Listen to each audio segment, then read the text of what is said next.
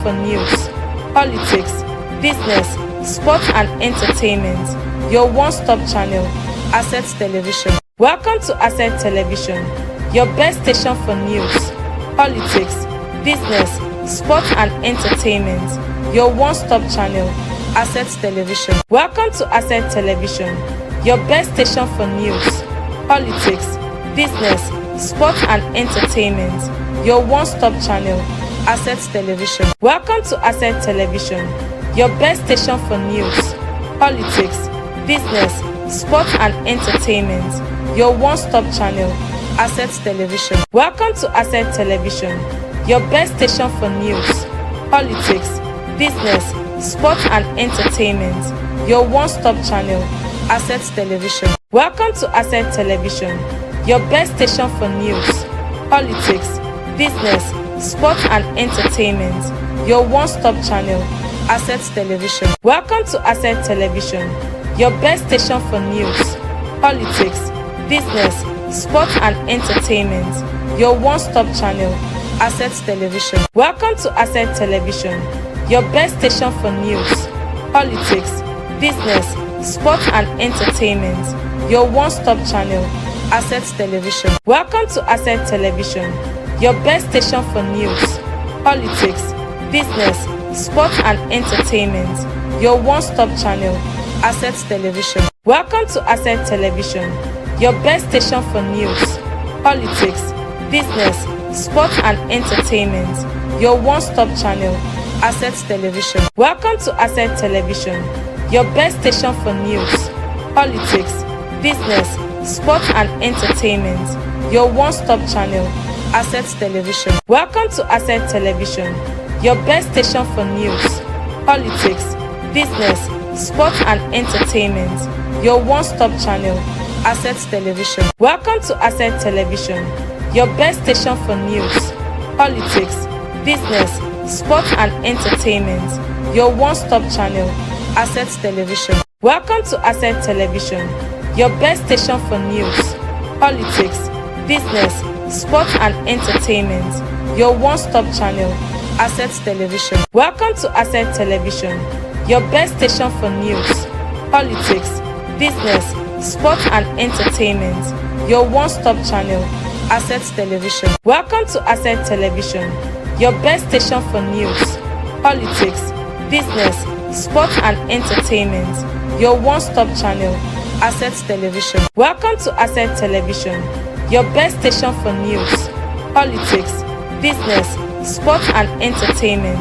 Your one-stop channel, Asset Television. Welcome to Asset Television, your best station for news, politics, business, sports and entertainment. Your one-stop channel, Asset Television. Welcome to Asset Television, your best station for news, politics, business, sports and entertainment. Your one-stop channel, Asset Television. Welcome to Asset Television, your best station for news, politics, business, sports and entertainment. Your one-stop channel, Asset Television. Welcome to Asset Television, your best station for news, politics, business, sports and entertainment. Your one-stop channel, Asset Television. Hello and thanks for staying with us on Asset Television. Welcome to the news. I am Emmanuel Ejike. First, the headlines. Emirship tussle. Governor Abba Yusuf approves the appointment of second-class emirs. NLC issues fresh strike notice over plans to decentralize negotiation on minimum wage. And Benue State Police arraigned 99 youths over Ukum violent protests. Now, the news in full. The Nigerian Labour Congress has disclosed plans to embark on a one-month nationwide strike and protests over plans to decentralize the negotiation on a new minimum wage. The union raised the alarm amid the new minimum wage negotiation between the federal government, organized labor and organized private sector. NLC President Joe Ajaero made the threat while speaking at the 67th Nigerian Employers Consultative Association Annual General Meeting in Lagos. He opposed plans to remove the national minimum wage from the exclusive legislative list and move it to the current list, allowing state governors to determine wages. Ajero argued that this move would lead to a slave wage and force poverty on citizens. He emphasized that the Constitution provides for equal work and equal pay, and that decentralizing wages would be against the concept of equity and equality before the law. The NLC is adamant that it will not accept any situation where governors and National Assembly members impose a wage that will harm workers. The proposed decentralization of the national minimum wage and the union's threat of a month-long shutdown is a significant show of force. This comes barely 48 hours before President Bola Tinubu will be meeting with the leadership of organized labor before making a final decision on the new minimum wage. The Kano State Governor Abba Yusuf has approved the appointment of 3 second-class emirs. The Director General of Press to the Governor Sanusi Bature announcing this said, the appointments, which take effect immediately, will see the new emirate serving as second with Kano as first-class emirate. Yusuf named the newly appointed Alhaji Muhammad Karaye as the emir of Karaye.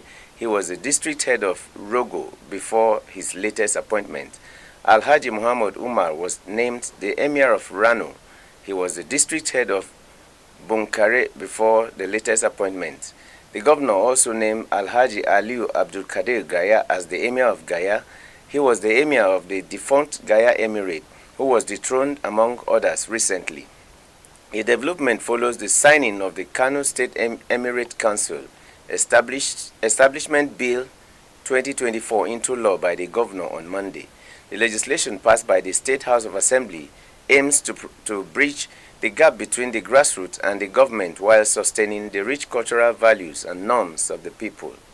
The new law establishes second-class emirate councils in Rano, Gaya, and Karaye, each responsible for specific local government areas. The Rano Emirate consists of Rano, Kibia, and Bankure local government area. Gaya Emirate consists of Gaya, Albasu, and Ajingi local government areas, while Karaye Emirate consists of Karaye and Rogo local government areas. According to the governor, these councils will have powers to advise the Emir of Kano on matters related to the maintenance of public order and boundary disputes within their jurisdictions. The existing Kano Emirate Council, headed by a first-class emir as chairman, will be supported by these second-class emirate councils. The jurisdiction of second-class emirates will be limited to their respective local government areas. The National Emergency Management Agency has warned of major floods in certain local government areas of Rivers State. Making this known in Port Harcourt during a workshop tagged Downscaling of Flood Early Warning Strategies for Early Actions, the director in charge of risk reduction at NEMA, Godwin Tapiko, canvassed support for the local government authorities to mitigate the effects of the flood. On his part, the zonal director of the agency, Babatunde Adebiyi, said that 13 local government areas have been identified and agency is working to prepare them for the coming flood. Some of the high-risk local governments identified include Ogba, Egbema, Ndoni, Degema, and Ahoada East and West, among others. The agency had earlier predicted that 8 local government areas of Zamfara State will be affected by moderate flooding in the 2024 rainy season. The agency's Director General in Zamfara, Zubaida Umar, who disclosed this, listed the 8 local governments to include Bugundu, Gurmi, Gusau, Bakura, Maradun, Talata, Mafara, Shinkafi, and Zurmi. She also called on Nigerians to work together to safeguard communities at risk, protect critical infrastructures, and support what she termed uninterrupted socio-economic activities in the country from flooding. The Nigerian Hydrological Services Agency, in the year 2024 annual flood outlook, predicted that 31 states with 148 local government areas are to be within the high-risk flood risk areas, while 35 states, including Federal Capital Territory with 249 local governments, are considered to fall within the moderate flood risk areas, and the remaining 377 local government areas are forecasted for the low flood risk areas. Benue State Police Command on Tuesday arraigned 99 youths at the Makurdi Chief Magistrate Court in connection with the July violent protests over insecurity in Ayati of Okum local government area of the state. The youths, who were charged with criminal conspiracy, mischief by fire, culpable homicide, theft, armed robbery, and act of terrorism, were all indigents of Okum local government. Prosecutor Mr. Jonah Uletu told the court that the case was transferred from the Divisional Police Headquarters Ukum Zakibiam to the State Criminals Investigation Department Makurdi via a letter dated July 7th.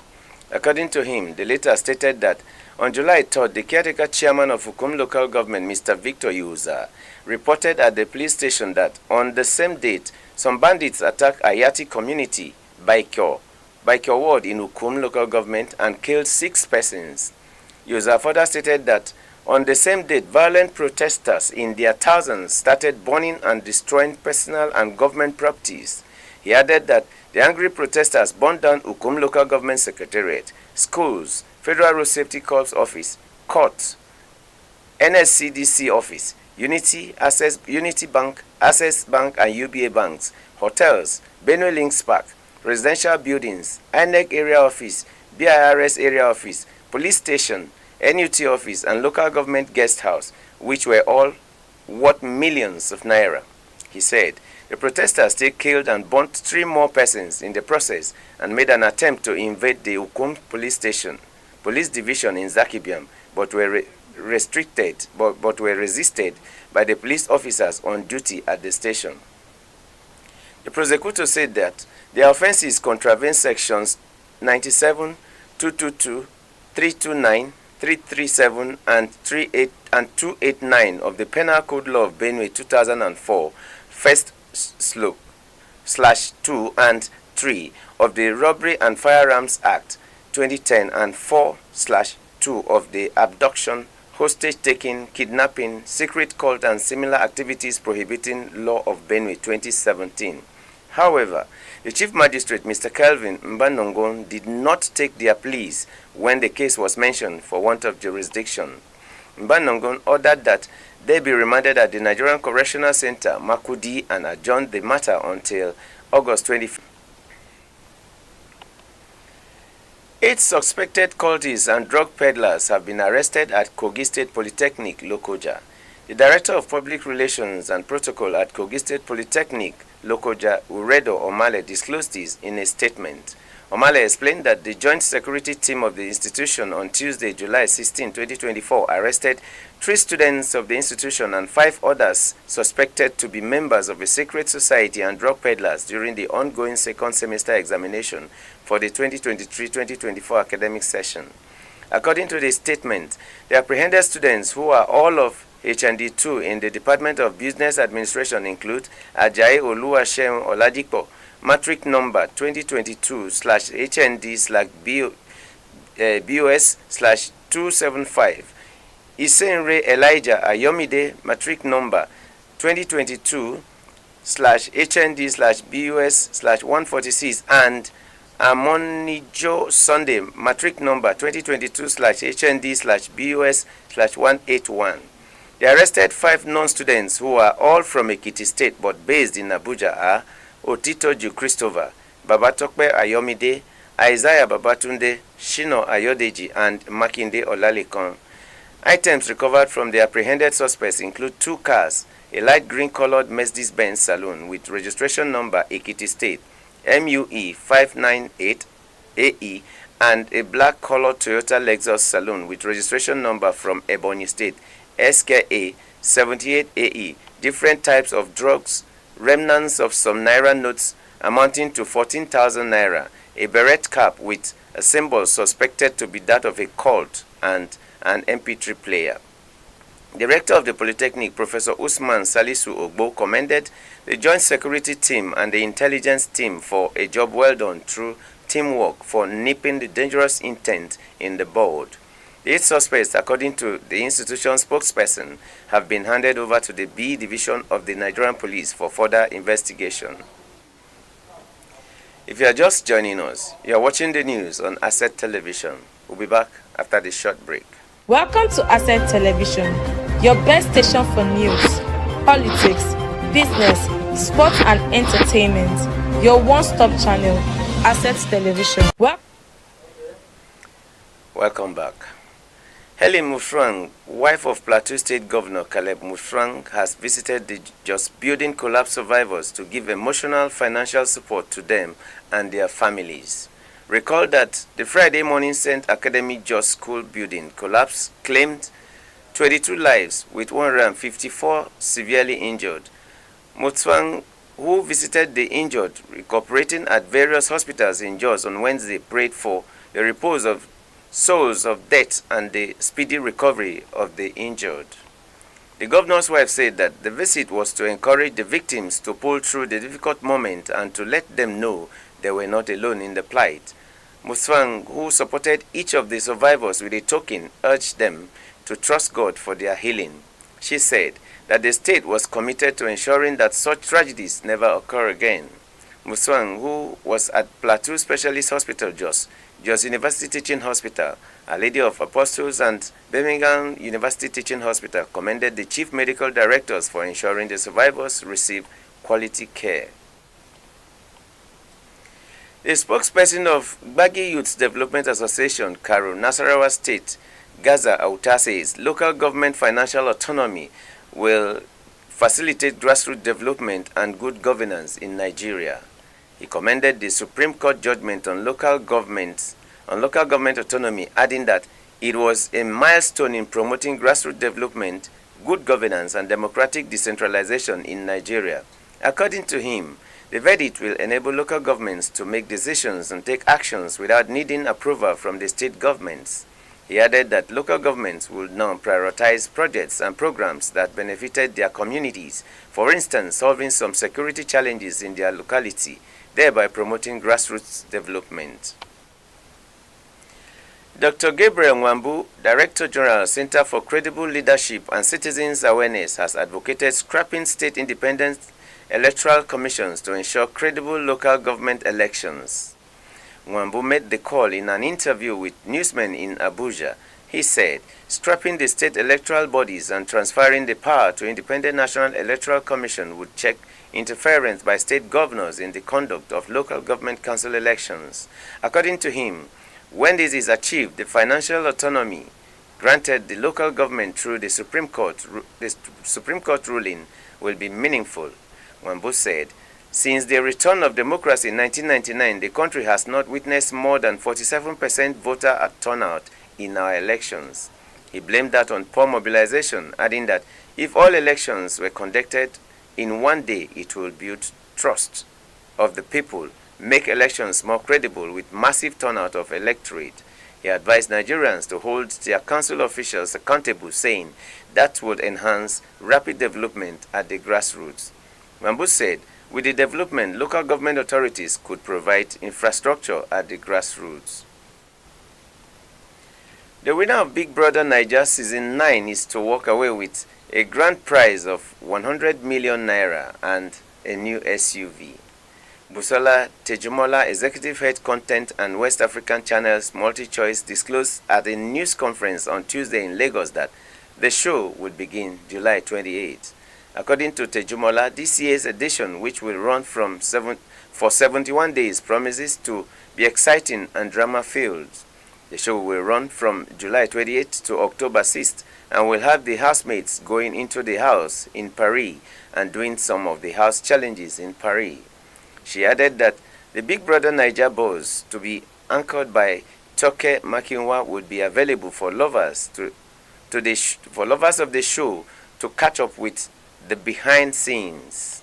Also, Tokpe Oshunkoye, Head of Marketing Multi-Choice, unveiled some of the lucky games that will run in the course of the show. He said one of the games, Locking, would allow viewers predict winners in recent years.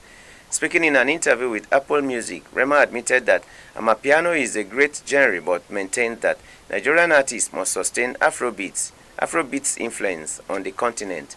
He noted that his recently released Shofomo album, Haze, was heavily inspired by Afrobeats legends like Don Jazzy and the Mo Hits crew, Tu Baba, Olamide, P-Square, and Timaya. Rema speaking said, "I had to go back while creating my new album. I took a lot of inspiration from more hits, Don Jazzy, Olamide, P-Square, Two-Face, and Timaya." He went on to say that Amapiano is great, it is fire, but there used to be a time when Afrobeats production used to be the insane that nothing can survive in it and survive. It can survive it in the clubs in Africa, stressing that I'm not saying we have lost that, but I am just saying that we need more of that. I don't want us to go too far away from that. We need to sustain it.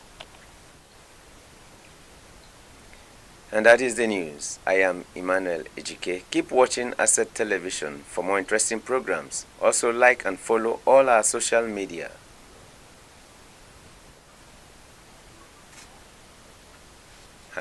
Welcome to Asset Television, your best station for news, politics, business, sports and entertainment. Your one-stop channel, Asset Television. Welcome to Asset Television, your best station for news,